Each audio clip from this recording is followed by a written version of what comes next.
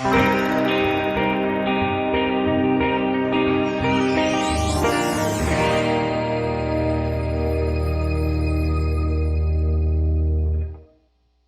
amém. Gente, hoje eu quero falar sobre o texto da ceia do Senhor. Eu não me lembro se eu já preguei esse texto, de verdade eu não tenho recordação. Talvez você vai dizer, poxa pastor, você não lembra o que você pregou? A maioria das vezes não. A maioria das vezes a gente prega aqui e às vezes passa 6 meses, passa um mês, a gente já não lembra mais o que a gente pregou. Tem mensagens que não, elas são inesquecíveis, mas tem coisa que você não lembra. Eu até abrindo um parênteses aqui, eu estava uma vez pensando a respeito disso, e eu dizia assim para mim, Senhor, mas por que a gente não lembra das mensagens que a gente prega, e muito menos das mensagens que a gente ouve?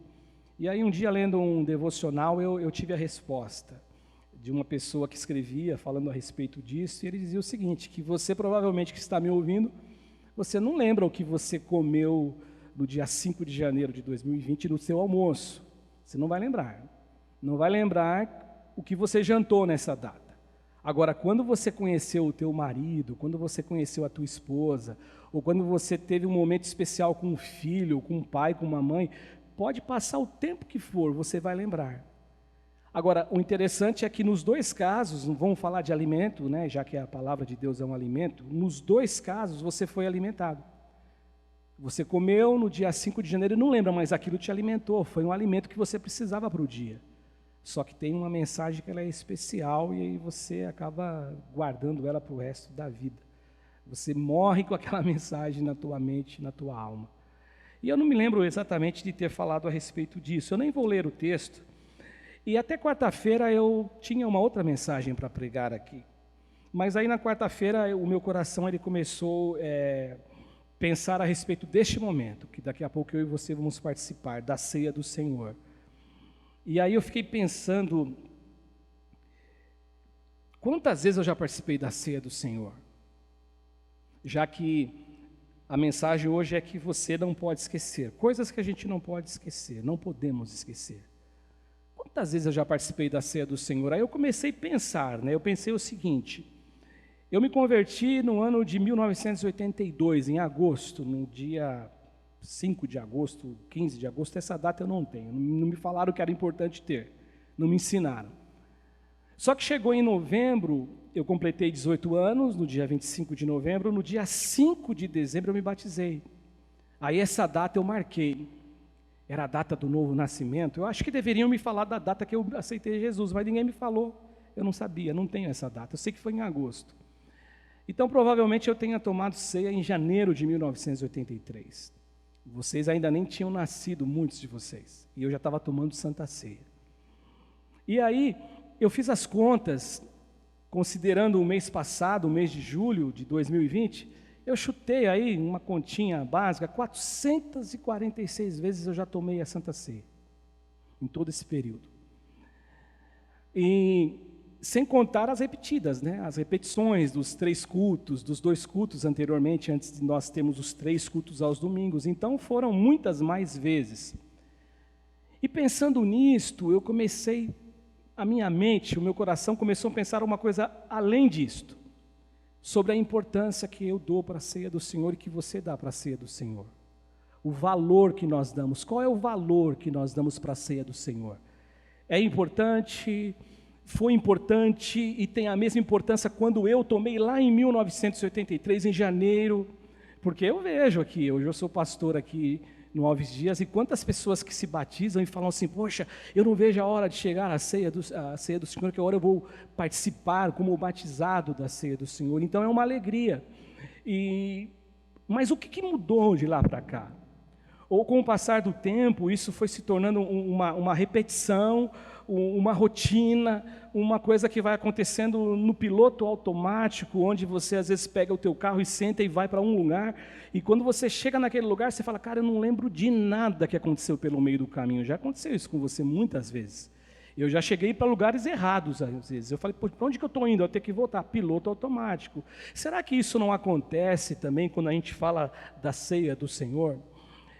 E eu ouvi uma fala do pastor Ivaldo aqui neste local, aqui nós já estávamos aqui, que é uma das coisas que eu disse para você, que você ouve e você guarda para sempre, você não esquece. E eu me lembro que o pastor Ivaldo, uma vez, num culto aqui, eu não vou saber precisar quando foi, mas o pastor Ivaldo disse uma coisa que eu fiquei guardado no meu coração. Ele disse assim, pregando, que ele era de uma geração de crentes, que quando tinha a Santa Ceia, os crentes que pegavam férias do trabalho para viajarem, esses crentes, eles faziam questão de voltarem antes do culto da ceia, para poderem participar da ceia, porque tinha todo este foco na importância de você estar na mesa do Senhor, você estar de frente com a igreja, participando da mesa do Senhor, comendo do pão e bebendo do cálice, ali estando em comunhão com a igreja, e que hoje isso mudou. E quando eu ouvi isto, eu pensei por o lado positivo, que era o lado que o pastor Ivaldo estava enaltecendo, mas eu pensei no outro lado da moeda. Depois que eu comecei a trabalhar em tempo integral aqui na igreja, e a gente começa a lidar com um monte de relatórios, de membros, de participação nos cultos, uma coisa que acontece muito aqui, eu acredito que isso não seja exclusividade da igreja do Evangelho Quadrangular do Alves Dias, ou da igreja do Evangelho Quadrangular, mas é que as pessoas participam às vezes só do culto de ceia. Então, nós temos em média, a gente tinha em média uma participação nos cultos aos domingos de 800, 900 pessoas. Me recordo que passou de 1.000 só 2 vezes no ano de 2019, ano de 2018. Só que quando termina essa semana, inicia a semana, no caso, um domingo inicia a semana, no próximo domingo não é Santa Ceia, cai para 700. Então, existe o lado que o pastor Ivaldo enalteceu, e eu concordo, da valorização, da importância, de realmente olhar e dizer, poxa, é importante, é valioso isso aqui. Não foi à toa que Jesus ele instituiu a ceia do Senhor na noite em que ele foi traído. Não foi à toa que Paulo, como um bom seguidor, um bom apóstolo, um bom discípulo de Jesus, ele trouxe luz até muito maior do que aconteceu lá na Santa Ceia, e dizendo que a revelação que ele tivera era do Senhor. Não foi à toa. Mas e o lado daquele que só vem para participar da ceia, da questão da religiosidade, como se fosse uma maneira de você marcar um ponto, você ter um compromisso, e aí, para essas pessoas, eu já fui na Santa Ceia, eu não preciso mais ir em nenhum culto.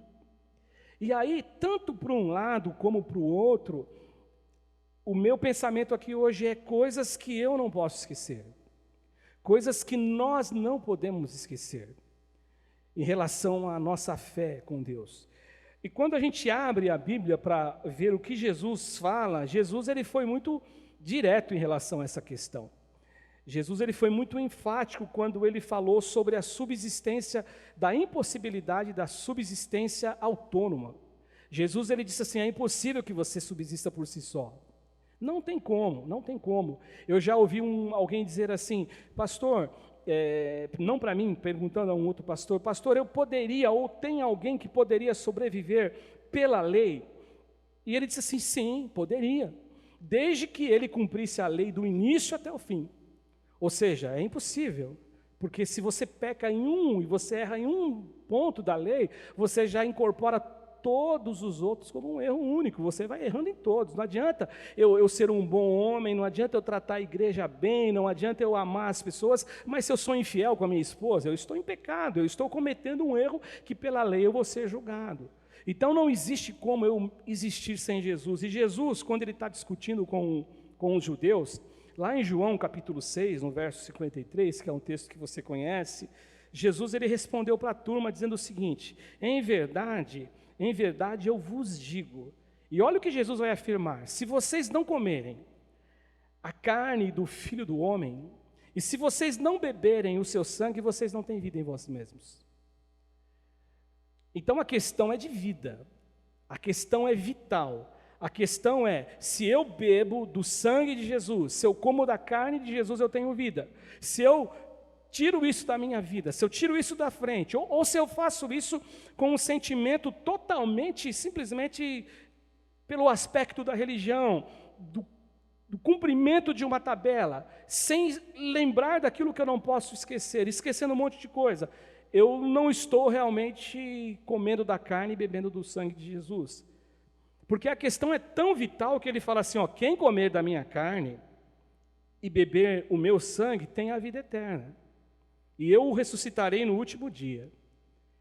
Ou seja, Jesus está dizendo o seguinte, quem come a minha carne, quem bebe o meu sangue, esse cara, ele tem a vida eterna. É lógico que Jesus não está entrando em detalhes aqui, gente, sobre o que a pessoa que come a carne e bebe o sangue de Jesus, a carne dele, o sangue dele tem que fazer. Agora, eu e você sabemos o que tem que fazer. Nós sabemos.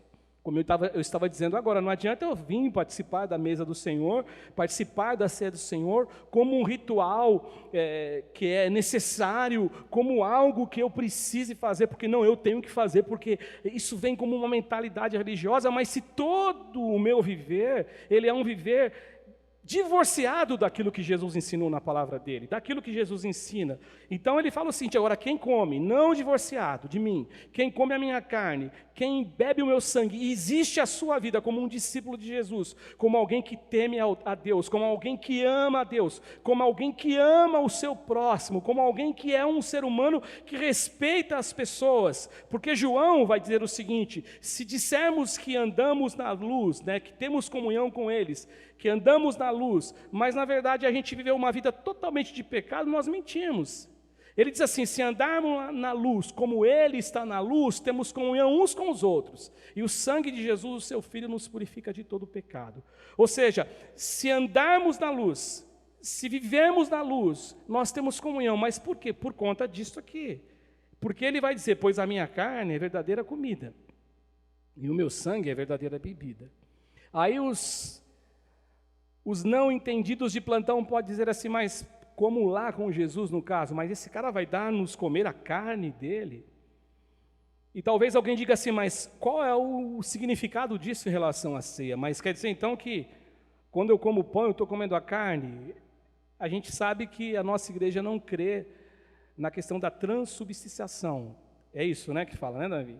Não cremos nisso. A gente não crê que quando você come o pãozinho aqui, está virando a carne de Cristo. Não, a gente não crê nisso.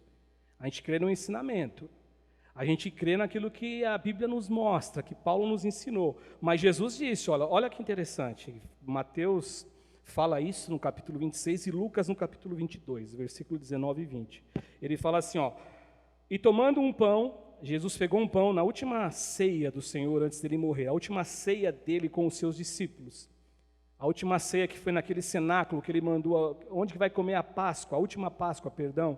Onde nós vamos comer a Páscoa? Perguntaram a Jesus. Vai lá na cidade, você vai entrar num lugar, tem um cara com um balde, ele vai entrar numa casa, entra atrás dele. Quando ele chega na casa, pergunta onde que o meu mestre vai comer a ceia, onde que nós vamos comer a Páscoa, melhor dizendo. E ele vai mostrar um espaço grande, é ali. E tudo aconteceu como Jesus disse. E ele fala assim, tomando um pão, ele deu graças, ele partiu e deu-lhe dizendo, isto é meu corpo oferecido por vós. Fazei isto em memória de mim. Ou seja, um pão. Simboliza o corpo de Jesus. Não é o corpo de Jesus, não cremos assim, mas ele simboliza e representa o corpo de Jesus, e é uma obediência àquilo que Jesus ensinou, façam isso em minha memória. E semelhantemente, depois de cear, ele tomou o cálice dizendo, este cálice é a nova aliança no meu sangue, ou seja, derramado em favor de vós, teve sangue envolvido para pagar o meu sacrifício. E aí, pensando em esquecer coisas, eu estava falando com um irmão também essa semana, e aí ele disse assim para mim, Cássio, vocês já voltaram com os cultos presenciais? Eu disse, não. E vocês? Nós já voltamos. E aí ele me deu uma informação que na igreja dele, é uma igreja para mais de 2.000 membros, ele disse assim, olha, na minha igreja cabe 2.000 membros, só que a gente poderia colocar 600, mas estão vindo só 300, os outros 300 estão com medo, as pessoas estão com medo. Eu até acho pertinente o medo, eu não acho legal a loucura, mas existe este medo, existe essa sensação de insegurança. Mas uma coisa que ele me falou que me chamou a atenção, ele falou assim, Cássio, eu não sei na tua igreja, mas na minha igreja até as lives, elas diminuíram em relação ao início de março, que foi aquele mover, aquela coisa nova. E aí eu fiquei pensando, qual o valor da importância das coisas de Deus para mim e para você? Qual é a importância?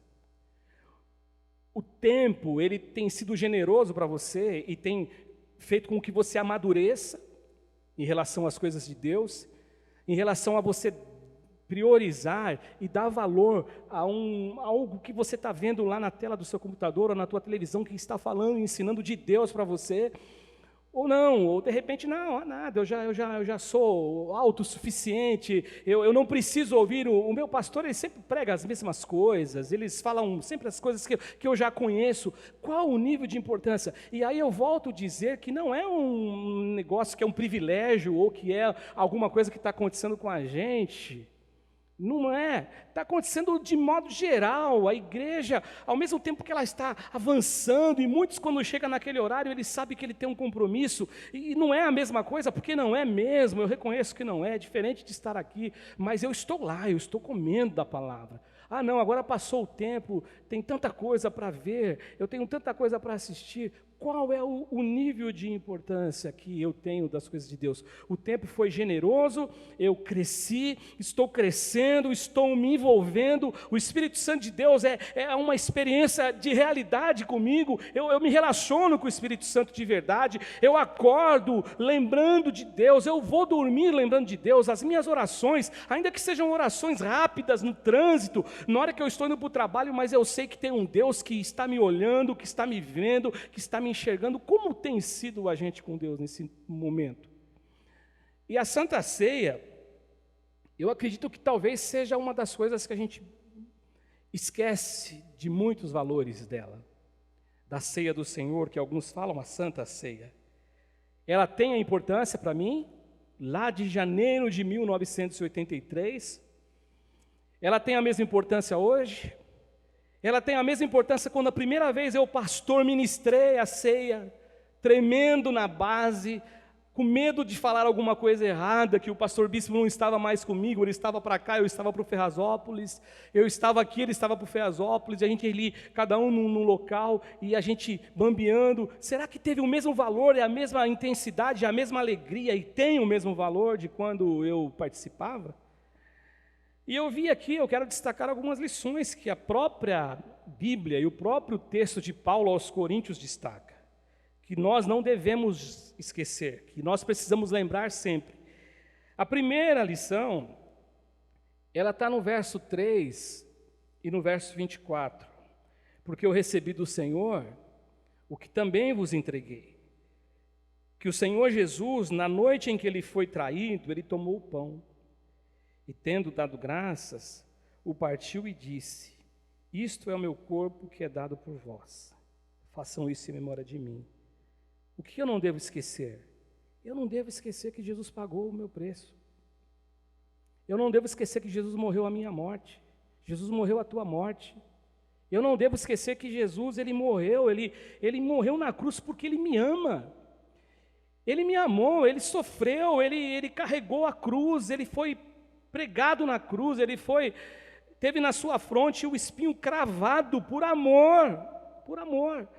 Ele era o Deus encarnado, que João diz o Logos, ele se fez homem, ele experimentou de tudo que eu experimento, como diz o escritor de Hebreus no capítulo 2, provou de tudo aquilo que acontece aqui na vida, contudo pecado, ele nunca pecou, porque ele foi alguém íntegro, alguém que pagou o preço, alguém que foi o único capaz de satisfazer aquilo que Deus exigia como justiça. Os sacrifícios dos animais, eles tinham prazo de validade. O sacrifício de animal, ele purificava a alma. Eu acho muito interessante quando alguém levava um animal para morrer, um animal perfeito, e o sacerdote matava o animal, e aquele cara saía com a alma e a mente pacificada por conta daquilo. E se animais traziam pacificação na alma de alguém, imagina o sangue do Senhor Jesus derramado na cruz do Calvário. É pacificação para sempre. Agora, eu gosto do que Paulo fala aqui. Ele fala assim: eu estou ensinando a vocês, igreja de Corinto, o que eu recebi, porque a igreja de Corinto, se você olhar o capítulo 11, que a gente lê sempre o 23 para frente, do 17 em diante até o 22, era uma balbúrdia a ceia do Senhor. A ceia do Senhor de Coríntios era uma bagunça. A ceia do Senhor nessa igreja de Corinto podia ser chamado de qualquer coisa, menos ceia do Senhor, que chegou ao ponto do apóstolo Paulo dizer no verso 17 do capítulo 11, que ele não elogiava: eu não vos louvo quando vocês se reúnem para comer a ceia do Senhor, eu não louvo vocês, pelo contrário, é uma bagunça o que vocês estão fazendo. Porque eu ouço que existe discórdia entre vocês, eu ouço que existe facções no meio de vocês, eu estou escutando que tem gente que despreza a igreja de Deus, eu estou ouvindo que tem ricos que na verdade estão desprezando os pobres, aqueles que não têm o que trazer para comer no jantar depois da ceia. Eu escuto um monte de coisa, e esse jantar que tem o nome de ágape, que é o jantar e a festa do amor, pode ter qualquer nome, menos o jantar e festa do amor, porque o que existe é intriga diante de vocês. Tudo bem que Paulo fala assim, importa que existam mesmo as facções, existam as separações, para que os aprovados, eles aflorem deste meio. Tá bom que exista isso, só que Paulo então ele vai chegar para a igreja de Corinto e vai dizer assim, eu vou ensinar para vocês o que eu recebi do Senhor. Eu vou passar para vocês o que eu recebi do Senhor, é o que eu entrego para vocês. O que Paulo recebeu do Senhor? O que Paulo recebeu do Senhor de tão importante para ensinar para a igreja de Corinto? Para mim, quando eu olho para o texto, eu vejo que foi a revelação de que Jesus, mesmo traído, de que Jesus, mesmo enganado, de que Jesus, mesmo maltratado, que Jesus, mesmo negado, que Jesus, mesmo não compreendido pelos seus discípulos, inclusive, Jesus, ele cumpriu a missão dele. Ele poderia ter dito para Deus, é lógico que eu estou viajando aqui, nunca aconteceria isso, mas ele poderia ter dito para Deus, não vou morrer por esses caras, não, estou cansado disso aí. Poderia. Deus não se cansou do povo saindo do Egito para Canaã, que Moisés teve que interceder? Estou farto com esse povo peca o tempo inteiro, esse povo murmura o tempo inteiro, esse povo reclama o tempo inteiro, esse povo maldiz o tempo inteiro. Jesus poderia ter feito isso, Jesus poderia ter feito, mas não o fez. Então a primeira lição que a ceia do Senhor me mostra como coisas que eu não devo me esquecer jamais, é que Jesus pagou o preço que era meu. Ele morreu a minha morte, Ele morreu pelo meu pecado, Ele morreu pelas minhas besteiras e as minhas confusões que eu gero e gerarei na minha vida toda. Ele morreu. Uma outra lição que também ainda está no verso 23 e 24 que eu vejo aqui, é que Jesus, na ceia, a ceia nos ensina, em primeiro lugar, Jesus nos ensinando que morreu por nós, que cumpriu a missão por nós, e Jesus nos ensinando o caminho da gratidão. É o que diz o texto aqui no verso 23 e 24. Mais precisamente o 24. Ele pega o pão, ele dá graças e ele parte. Todos nós, eu e você, todos nós, sem exceção, nós deveremos e deveríamos ter o nosso coração grato a Deus. Todos nós, porque Ele morreu a minha morte. Deus, Ele me abençoou, Ele morreu. Todos nós deveríamos agradecer o privilégio de participar da ceia do Senhor. Todos nós. E por que nós somos tão robotizados? E por que nós somos tão mal acostumados? E por que nós somos tão assim programados como eu disse, um robozinho? Ah, não, é ceia, come pão, ou canta, bate palma, e isso vai envolvendo todas as outras questões. Por que nós somos assim? Então, por que eu tenho que ter coração agradecido de participar da ceia? Porque quando eu participo da ceia, lembrando do que Jesus disse aos judeus, Ele está gerando vida dentro de mim. Quando eu participo da ceia, o que ele diz aqui em João, Deus ele está me alimentando, Deus ele está me saciando, Deus ele está me fazendo ser um indivíduo diferente. Quando eu participo da Santa Ceia, Ele está me dando forças para que eu possa lutar contra a carne e vencer a carne. A carne é algo que é real na nossa vida, irmãos, é fácil a gente ser derrotado por ela. O que Jesus disse? O espírito está preparado, mas a carne é fraca. Vigiem, orem. O pastor Ivaldo sempre dá exemplos assim, brincando, ele gosta de dar exemplos assim que marcam a mente da gente, que você não vence nem um edredom, como que você vai vencer o inimigo? Quantas vezes a gente já ouviu o pastor falando isso? Porque a nossa carne, nós não podemos vacilar. Agora, quando eu participo da mesa do Senhor, e essa que é a gratidão, esse que é o espírito que eu tenho que ter, você na tua casa, eu aqui hoje, nós temos que ter esse espírito Deus está me proporcionando a graça, que é um favor que eu não merecia, de poder me assentar na mesa com o Pai, comer junto dele, comer da carne dele, beber do sangue dele para me alimentar e poder vencer tudo aquilo que é contra o pecado. A minha carne derrotar o pecado. Uma outra lição aqui, a terceira lição, que a Santa Ceia nos ensina, que eu não deveria jamais esquecer, ela nos ensina que a repetição é em sua memória. Porque alguém pode dizer assim, mas por que repete todo mês? Tem uma igreja evangélica que eu conheço que é uma vez por ano, e já me perguntaram, o que é certo, uma vez por ano ou uma vez por mês? E se eu tomo... Olha, para você ter uma ideia, nós somos tão, às vezes assim, meio que bitolados com as coisas, que eu me lembro quando a gente começou a participar de 2 cultos, que era um apenas, perguntaram para a gente, poxa, pastor, eu achava que era pecado participar da ceia 2 vezes. Eu já ouvi isto. Não, eu fui na igreja do meu amigo, mas eu não tomei, porque eu já tinha tomado na nossa, pastor. Eu achei que era pecado. Pecado o quê, gente? Então, por que a repetição? Não, eu já ouvi também uma pessoa falar para mim uma coisa, ela começou muito bem, ela e o casal aqui na igreja, foram pessoas que eu ajudei a discipular, eu e minha esposa, e um dia eu percebi que a pessoa estava totalmente diferente. Começou diferente de um jeito, na outra semana mais diferente, na terceira mais diferente, e um dia essa mulher virou para mim e falou assim, eu acho que vocês repetem muito as mesmas coisas. E aí eu disse assim para ela, não te entendi. Não, as mensagens de vocês são todas iguais, você prega igual, a mesma coisa que o teu cunhado prega, na outra semana ele prega, você é tudo igual. Para mim é tudo igual, é tudo repetido. E a gente tem que ter uma educação, né, Gê? Porque dá vontade de dar uma cintada numa criança dessa, né? Mas eu falei, tá bom. E aí eu falei, filha, então eu vou te fazer uma pergunta. Quantas vezes para você é suficiente você estar na igreja? E que isso vai te satisfazer e vai te alimentar para que você viva e exista a vida como uma cristã. Sabe o que ela me respondeu? 1 vez por mês. Tá bom, durma com o seu barulho. Aí você pergunta para mim, pastor, ela está na igreja? Nada, desapareceu do mapa. Desapareceu. E alguns perguntam, por que repetir, pastor? Aqui o verso 24 fala assim, tendo dado graças, o partiu e disse, isto é meu corpo que é dado por vós. E o que Jesus disse? Façam isto em memória de mim. Aí ele, por semelhante modo, ele, depois de comer o pão, cear, ele tomou o cálice, dizendo, esse cálice é a nova aliança no meu sangue.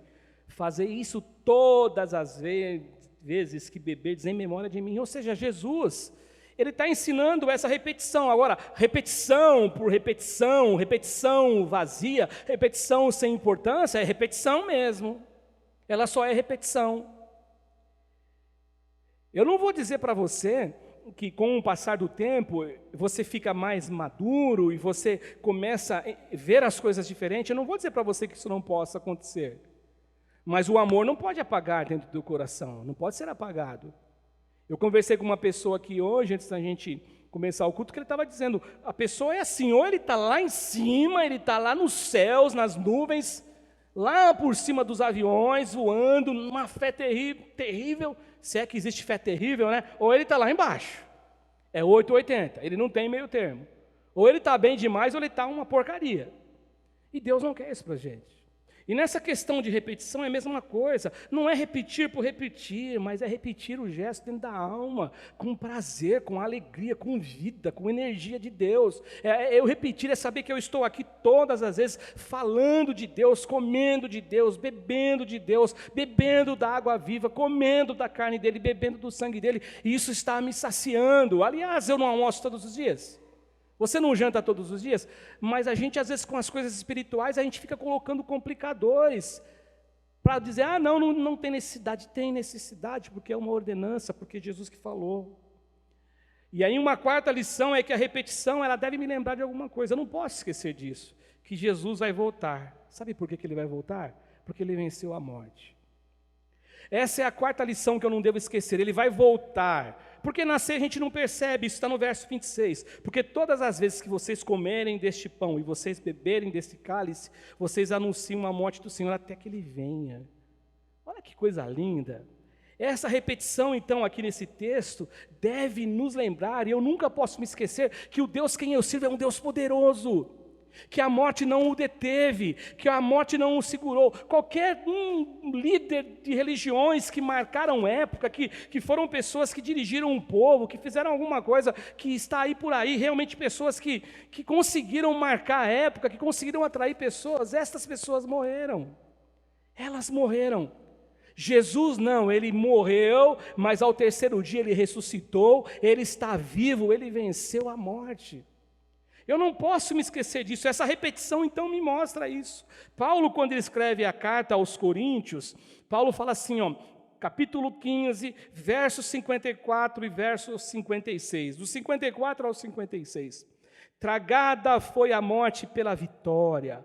E aí Paulo pergunta, onde está, ó morte, a tua vitória? Onde está, ó morte, o teu aguilhão? O aguilhão da morte é o pecado, e a força do pecado é a lei. Quando eu ouvi uma vez um pastor falando de um exemplo de uma abelha, ele disse assim que a abelha, ela quando ela dá uma ferroada em alguém, ela depois que ela abandona a vítima, ela morre, porque o ferrão da abelha é o prolongamento do abdômen dela, e quando ela abandona a vítima, ela morre. Ou seja, então ele disse assim, a morte, ela nos tocou, e como que ela nos tocou? Pelo pecado, o aguilhão da morte, como se fosse o aguilhão, o ferrão da abelha, é a morte, é o pecado, melhor dizendo, o pecado me tocou, o pecado tocou você, nós nascemos em pecado, nós nascemos de uma herança pecaminosa, mas em nome do Senhor Jesus, do jeito que ele venceu a morte, nós também vamos vencer a morte, porque a morte picou Jesus, e ela morreu, ela foi aniquilada. Aonde está o teu aguilhão, ó morte? Aonde está a tua vitória, ó morte? Eu não posso me esquecer disto. Quando eu participo da mesa do Senhor, eu tenho que me lembrar disso. Eu estou anunciando a morte dele. Eu estou dizendo assim, Jesus morreu. E por que ele morreu? Ele morreu por mim. Por que ele morreu por você? Porque eu pequei. Porque eu nasci em pecado, o homem pecou, mas ele tomou o meu lugar. Ele satisfez aquilo que a justiça de Deus exigia, ele satisfez, ele cumpriu isso, ele morreu no meu lugar, mas a morte não o deteve. Hoje ele está vivo em meu coração, ele está vivo no teu coração. E a sua volta, como diz aqui, é para buscar um povo. A volta de Jesus é para buscar um povo. Que povo, pastor? Um povo que viveu e que viverá mergulhado na dimensão das coisas do Espírito Santo. É um povo que realmente vai viver mergulhado numa direção e numa certeza que ele vai dizer assim, nada pode me afastar do amor de Cristo, nem a morte. A morte não vai te afastar de Cristo se você viver mergulhado dessa forma. A morte, ela nos causa medo. A morte, ela nos paralisa. A morte, ela causa insegurança para a gente. A morte, ela vai tocar grandes e pequenos. A morte, ela vai tocar ricos e pobres. A morte vai tocar reis e vassalos. Ela vai tocar, ninguém escapa da morte. Todos nós vamos morrer. Todos nós. Mas existe por parte de Deus uma coisa que eu não devo esquecer quando eu participo da ceia do Senhor. Que quando eu tomo e como o pão, tomo do sangue, do cálice, que é o sangue dele, eu estou fazendo em memória dele, até que ele volte. E João 11, 25, Jesus disse assim para as duas irmãs, disse-lhe Jesus, eu sou a ressurreição e a vida, quem crê em mim, ainda que morra, viverá, e todo aquele que crê em mim não morrerá eternamente. Louvado seja Deus. E por último, a última lição aqui é que eu não posso esquecer de uma coisa, eu tenho que lembrar disso, que o descaso e o esquecimento de coisas importantes, elas nos causam muitas dificuldades, elas nos causam muitos problemas. Tem gente que vive enrolado, tem gente que vive bagunçado. Por quê? Porque ele está esquecendo de coisas importantes, muitas coisas importantes.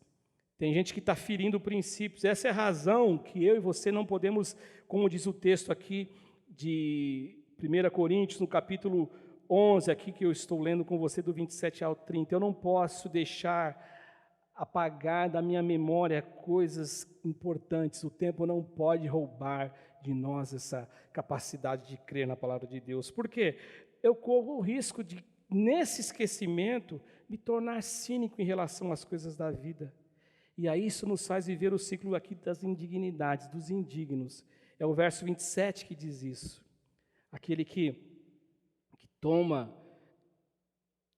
come da carne, pega o pão, bebe do sangue, bebe o cálice sem discernir o corpo de Cristo, ele está fazendo de modo indigno. Por quê? Ele começa a se tornar pecado, culpado, melhor dizendo, de pecar contra o corpo e o sangue de Jesus. É isso que diz o texto aqui no verso de número 27. Ele vai dizer exatamente isto. Por isso, aquele que comer o pão ou beber o cálice do Senhor indignamente será réu do corpo e do sangue do Senhor. Sempre me chamou a atenção o fato de não existir indignos, mas existir pessoas que se tornaram indignas pelas suas ações. Porque se a gente for colocar na balança, e aí você pode lembrar de textos que nos trazem a memória a respeito disto e nos trazem a clareza, não existe nenhum justo sequer. Não existe. Portanto, não existe ninguém digno. Não existe. Se Deus for olhar por esse prisma, por essa verdade, não tem ninguém. Se o Senhor observar a iniquidade, quem subsistirá, diz o salmista no Salmo 130. Agora, o que acontece? Eu fui justificado, eu fui curado, eu fui lavado, eu fui restaurado pelo sangue de Jesus. Hoje, quando Deus me olha, Ele vê o sangue do Cordeiro Jesus, Ele vê nos umbrais da porta do meu coração o sangue do Cordeiro, ou seja, eu não vou ser mais tocado. Agora, eu posso fazer coisas que me tornam indignos, me tornam cínicos, de acordo com a vida que eu vou vivendo. Você sabe, você tem acesso a tanta coisa hoje aí no seu computador, internet, informações, escândalos e mais escândalos, gente que dizia que era cristão e fazem coisas que são verdadeiras aberrações. Por quê? Porque o cara foi se tornando cínico, foi esquecendo de princípios, foi esquecendo de coisas importantes, e as consequências são pesadas, porque aqui no verso de número 29, ele vai dizer assim: pois quem come e bebe sem discernir o corpo, come e bebe juízo para si. E olha o que ele vai dizer: eis a razão, porque há entre vós muitos fracos, muitos doentes, e não poucos que dormem. E aí tem um texto de Hebreus 10, 29, que ele é uma pancada para a gente, ele é severo, que o escritor de Hebreus fala assim: de quanto mais severo castigo julgais vós, será considerado digno aquele que calcou aos pés o Filho de Deus e profanou o sangue da aliança com a qual foi santificado e ultrajou o Espírito da graça. Alguns estudiosos, eles dizem assim, que quando nós nos tornamos cínicos, crentes só dentro da igreja, pessoas que não valorizam mais, se esqueceram de todos os princípios, que a Santa Ceia para ele é tomar um pouquinho de suco, no nosso caso é suco, naquela época era vinho, ou comer um pãozinho. Isso simplesmente é uma coisa que se tornou uma prática comum, usual, mas sem nenhum poder de reflexão, e essas pessoas foram passando o tempo fazendo coisas erradas e coisas mais erradas, e eles caem nesse texto de Hebreus, que eles profanam o sangue de Jesus, ultrajam o Espírito da graça. É como se eles estivessem crucificando Jesus outra vez. Cada vez que a gente ultraja o Espírito da graça, profana ao sangue do Cordeiro, profana, como diz aqui o texto, né, o sangue da aliança, é como se eu estivesse fazendo Jesus morrer de novo. Agora, sabe o que é maravilhoso aqui também? Eu já vou me preparar para encerrar minha fala. É que não para por aqui só as lições. Ele começa falando, Paulo ele é muito mais direto, Paulo ele é muito mais, dá mais argumentos, não é argumentos a palavra, ele dá mais subsídios para a gente. Ele dá mais informações sobre a ceia do Senhor, mas ele fala de tudo, e quando eu pulei para o verso 29 e 30 de modo proposital, antes de falar do 28, porque ele coloca as consequências daquele que vive sem se aperceber do perigo que ele corre por esquecer de coisas que são vitais. Mas no verso 28, Paulo fala que é possível corrigir isso. E aí Paulo vai dizer que isso é possível corrigir na prática ou pela prática do autoexame. Examine-se o 28, pois o homem a si mesmo, e assim coma do pão e beba do cálice. Eu gosto disto, porque eu conheço gente que só gosta de olhar para o vizinho. Ele só examina o vizinho. Eu acho que o texto de Coríntios dele é um texto que é diferente. A tradução dele não é examine-se, pois o homem a si mesmo, é examine-se, pois o homem o seu vizinho. Examine-se, pois o homem Examine o homem a sua vizinha, examine o homem o seu irmão, examine o homem o seu pai, a tua mãe, o teu filho, a tua filha, a tua mulher, o teu marido, é diferente. E eu gosto disso porque esse texto ele me remete a um texto que é bem conhecido. Eu me lembro daquilo que João escreveu, você conhece, eu aprendi a cantar esse hino, esse versículo, perdão. É fácil da gente saber, se confessarmos os nossos pecados, 1 João 1,9, Ele é fiel e justo para nos perdoar os pecados e nos purificar de toda a injustiça. Quando eu olho para mim, eu não tenho tempo para olhar para o meu irmão. Eu estava falando com a minha filha esses dias, a gente às vezes fica olhando para o jovem de hoje, a atitude deles hoje, só que a gente começa a pensar a nossa atitude de mais velhos, que tem coisas também que talvez o jovem vai olhar e dizer assim, pô, mas não está certo isso também. No fundo, o que eu quero dizer, né, eu não quero entrar em detalhes que a gente estava conversando, eu e a Marcela, mas no fundo o que eu quero dizer é que nós não temos o direito de ficar julgando ninguém. Eu não tenho. E a Santa Ceia me lembra disso. O exame é autoexame.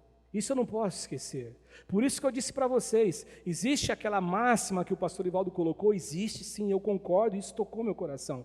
Voltamos antes da nossa viagem para estarmos juntos na comunhão, mas existe essa outra máxima aqui que se tornou algo tão corriqueiro. Por isso que uma coisa tem que se misturar com a outra. Eu volto antes, mas aquilo que eu faço na igreja, como eu estou fazendo aqui hoje, da minha casa, que estamos impedidos de estarmos aqui hoje juntos, isso tem que ter um significado muito maior dentro de mim.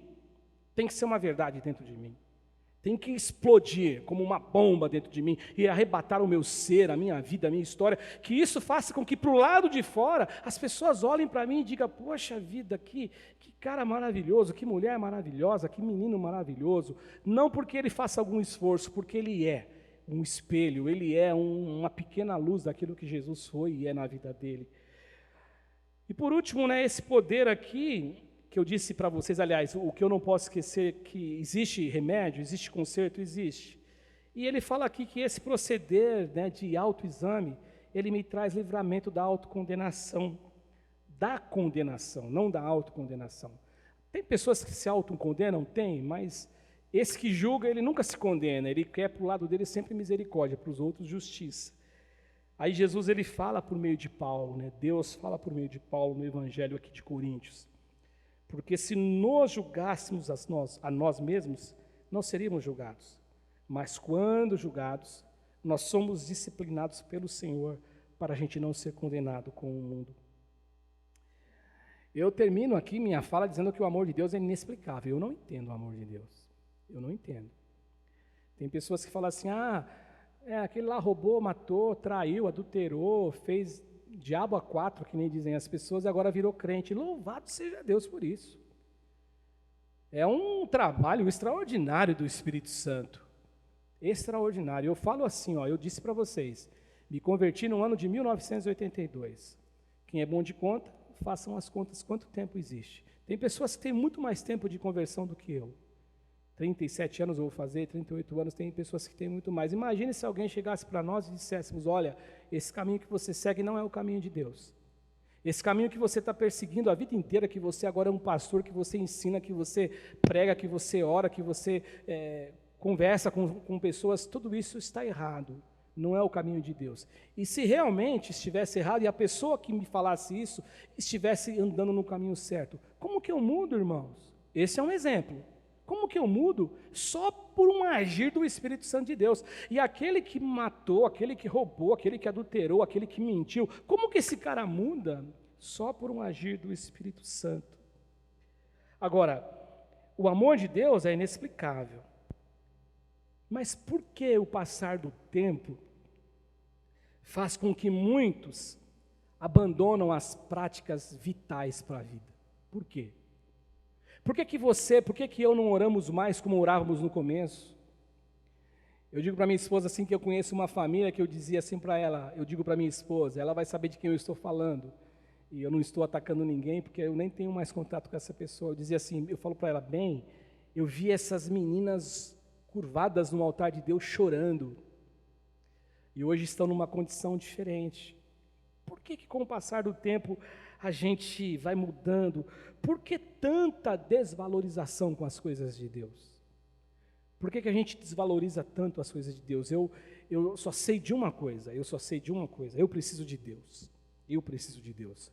Eu preciso de Jesus, eu preciso do Espírito Santo falando comigo, eu preciso do Espírito Santo me corrigindo, me chacoalhando, me colocando na parede, me puxando a orelha. Cássio, você está errado, você tratou, um exemplo, a Thalita daquele jeito, você tratou ela errado, você errou, você falhou. Eu preciso disso, eu preciso disso. Eu preciso que alguém que olhe para mim, veja minhas ações, e que seja alguém que me ame de verdade e me corrija.